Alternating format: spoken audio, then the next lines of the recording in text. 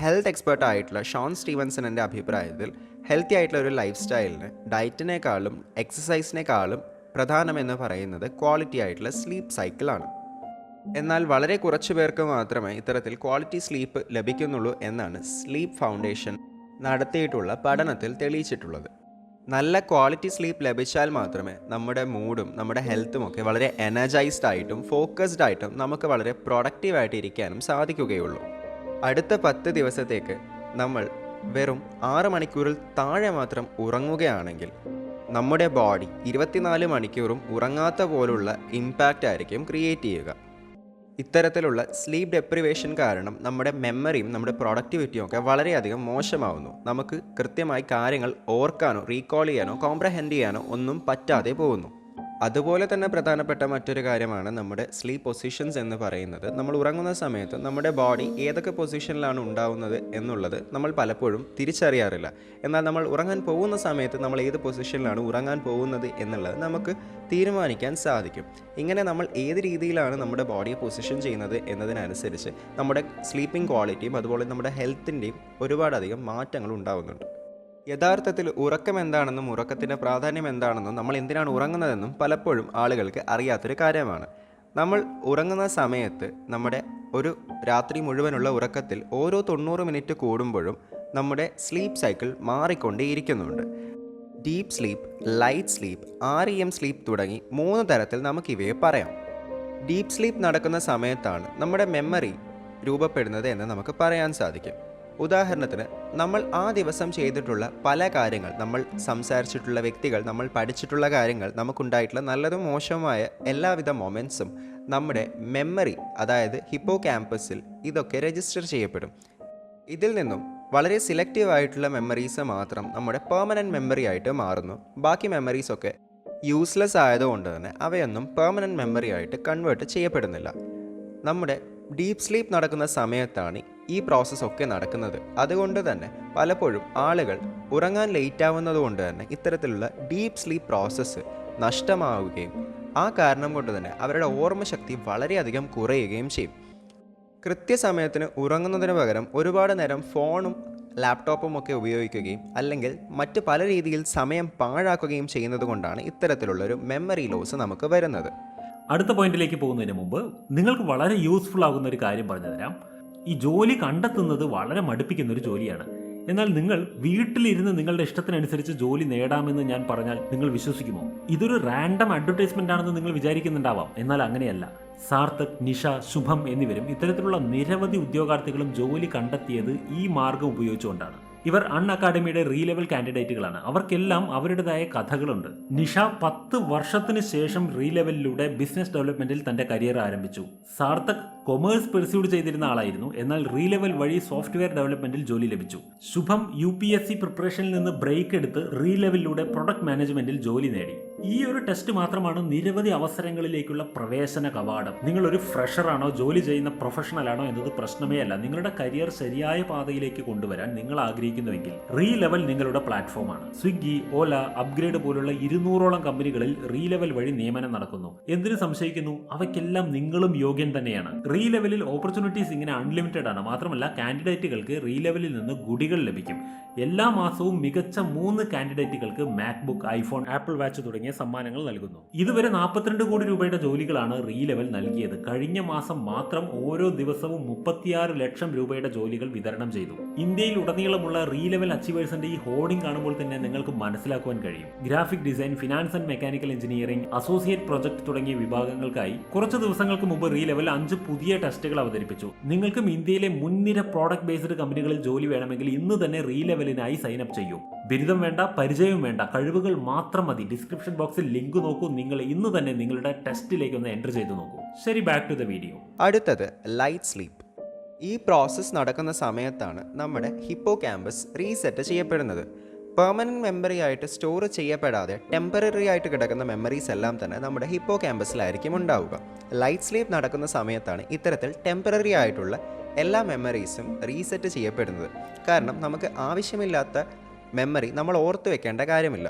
ഉദാഹരണത്തിന് ഏതെങ്കിലും ഒരു ഫോൺ നമ്പർ അല്ലെങ്കിൽ ഏതെങ്കിലും ഒരു സ്ഥലപ്പേരോ അഡ്രസ്സോ തുടങ്ങിയിട്ടുള്ള വളരെ മൈന്യൂട്ടായിട്ടുള്ള കാര്യങ്ങളൊന്നും തന്നെ നമ്മൾ എപ്പോഴും ഓർത്തിരിക്കേണ്ട കാര്യമില്ല. ഇവയെല്ലാം തന്നെ ടെമ്പററി മെമ്മറിയിൽ ഉള്ളതായതുകൊണ്ട് തന്നെ അവയെ നമ്മൾ റീസെറ്റ് ചെയ്യുകയും നമ്മൾ അടുത്ത ദിവസത്തേക്ക് വേണ്ടി നമ്മുടെ ഹിപ്പോ ക്യാമ്പസിനെ ഫ്രീ ചെയ്യുകയും ചെയ്യുന്നു. എക്സാം നടക്കുന്നതിൻ്റെ തലേന്ന് ഉറക്കമിളച്ച് പഠിക്കുന്നവർ യഥാർത്ഥത്തിൽ ഇത്തരത്തിലുള്ള ഹിപ്പോ ക്യാമ്പസ് മെമ്മറി ഫ്രീ ചെയ്യാതെയാണ് പഠിക്കുന്നത്. ഇതുകൊണ്ട് തന്നെ എത്ര തവണ ഒരേ ഒരു സെൻറ്റൻസ് വായിച്ചാൽ പോലും അത് തലയിൽ കയറാതെ വീണ്ടും വീണ്ടും വായിച്ച് ഉള്ള സമയവും ഉറക്കവും കളയുകയാണ് ചെയ്യുന്നത്. ഇതുകൊണ്ട് നമ്മുടെ ടെമ്പററി മെമ്മറിയിൽ നമുക്കൊന്നും തന്നെ സ്റ്റോർ ചെയ്യാൻ കഴിയില്ല, കാരണം ഓൾറെഡി നമ്മുടെ മെമ്മറി ഫുള്ളായിട്ട് നിൽക്കുകയാണ്. അടുത്തത് REM സ്ലീപ്പ്. REM സ്ലീപ്പ് എന്ന് പറയുമ്പോൾ റാപ്പിഡ് ഐ മൂവ്മെൻറ്റ് സ്ലീപ്പ് എന്നാണ് അതിനർത്ഥം. ഈ സമയത്ത് നമ്മുടെ കണ്ണുകൾ വളരെയധികം ഫാസ്റ്റായിട്ട് മൂവ് ചെയ്തുകൊണ്ടിരിക്കുന്നത് കൊണ്ടാണ് REM സ്ലീപ്പ് എന്ന് ഈ ഒരു സ്റ്റേജിനെ വിളിക്കുന്നത്.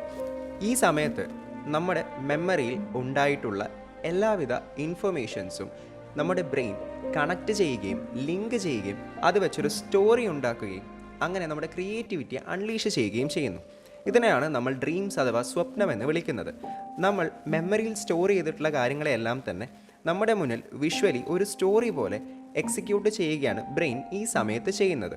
ഇത് നമ്മുടെ ക്രിയേറ്റിവിറ്റിയെ വളരെയധികം ഇംപ്രൂവ് ചെയ്യാൻ സഹായിക്കുന്നു. അതുകൊണ്ട് REM സ്ലീപ്പ് മിസ് ചെയ്യുന്ന ആൾക്കാർ ക്രിയേറ്റിവിറ്റി നഷ്ടപ്പെടുത്തുകയാണ് ചെയ്യുന്നത്. ശരാശരി 7 മുതൽ 9 മണിക്കൂർ വരെയുള്ള ഉറക്കം ലഭിക്കുകയാണെങ്കിൽ മാത്രമേ ഒരു വ്യക്തിക്ക് ഈ 3 സ്ലീപ്പുകളിലൂടെ കടന്നു പോവുകയും അവരുടെ ഹെൽത്തിനും ബ്രെയിനിനും പ്രൊഡക്ടിവിറ്റിക്കും മൂഡിനും അതുപോലെ ലൈഫിന് പോലും ഇംപ്രൂവ്മെൻറ്റ് ക്രിയേറ്റ് ചെയ്യാൻ വേണ്ടി പറ്റുകയുള്ളൂ. നമ്മുടെ സ്ലീപ്പിൻ്റെ ക്വാളിറ്റി ഇംപ്രൂവ് ചെയ്യാൻ സഹായിക്കുന്ന കുറച്ച് ടിപ്പുകൾ ഏതൊക്കെയാണെന്ന് നോക്കാം.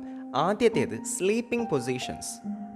നമ്മൾ കിടക്കുന്ന സമയത്ത് ഏത് വശം ചെരിഞ്ഞാണ് കിടക്കുന്നത് എന്നത് വളരെ അധികം ഇമ്പോർട്ടൻ്റ് ആണ്. നമ്മൾ വലതുവശം ചെരിഞ്ഞ് കിടക്കുന്ന സമയത്ത് നമ്മുടെ സ്റ്റൊമക്കിലുണ്ടാവുന്ന അസിഡിറ്റി ഫോർമേഷൻ വളരെയധികം വർദ്ധിക്കുകയും ഈ ആസിഡ് നമ്മുടെ ശരീരത്തിലെ മറ്റു ഭാഗങ്ങളിൽ എത്താനുള്ള സാധ്യതയും വളരെ അധികമാണ്. അതുകൊണ്ട് റൈറ്റ് സൈഡ് ചെരിഞ്ഞ് കിടക്കുന്നത് ഒട്ടും തന്നെ ആരോഗ്യകരമായിട്ടുള്ള ഒരു ശീലമല്ല. അതുകൊണ്ട് നമ്മൾ കിടക്കുന്ന സമയത്ത് വലതുവശം ചെരിഞ്ഞു കിടക്കുന്നതിന് പകരം ഇടതുവശം ചെരിഞ്ഞു കിടക്കുന്നതാണ് നമ്മുടെ ശരീരത്തിന് നല്ലത്.